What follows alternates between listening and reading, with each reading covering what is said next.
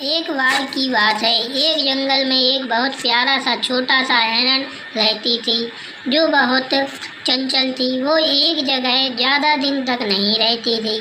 दूसरों हिरणों की तरह उसको झुंड में रहना बिल्कुल भी पसंद नहीं था।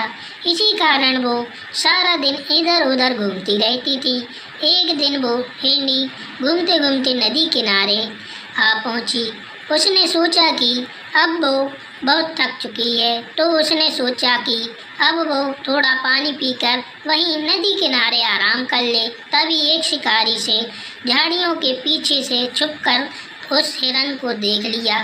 जैसे ही हिरनी ने शिकारी को देखा, वो बहुत बुरी तरह से डर गई थी। शिकारी को देखकर हिरनी वहाँ से भागना शुरू कर दिया। कुछ दूर जाने के बाद हिरनी को एक मकई का पेड़ दिखा। उसने सोचा कि इसके पहले शिकारी आकर मेरा शिकार कर ले, तो उससे पहले ही मुझे इस खेत में जाकर छुप जाना चाहिए और शिकारी मुझे देख नहीं पाएगा और मैं बच जाऊंगी। इतना कहकर हिरण मकई के पेड़ के खेत में जा छुपी थी। मकई का पेड़ काफ़ी घना था, जिसके कारण हिरनी वह आराम से जाकर छुपी हुई थी।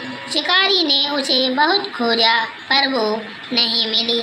बहुत देर तक खोजने के बाद हिरनी नहीं मिली तो वो शिकारी बहुत थक चुका था। हिरनी ने सोचा कि अब वो बच जाएगी। उसने सोचा कि अब तक तो शिकारी भी चला गया होगा।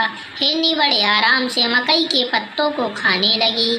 खेत में से आवाज़ सुनकर शिकारी समझ गया कि हिरनी इसी खेत में छुपी हुई है। शिकारी बिना वक्त गवाए हिरनी की तरफ अपना बाण चला दिया और बाण सीधा जाकर हिरनी को लगा। हिरनी ने सोचा कि जिसने मुझे शिकारी से छिपने के लिए जगह दी, जिसने मुझे सहारा दिया, उसी को मैंने खाने लगी। हिरनी ने कहा, मैं बहुत मूर्खता का काम किया है। इतना सोचते ही हिरनी तुरंत मर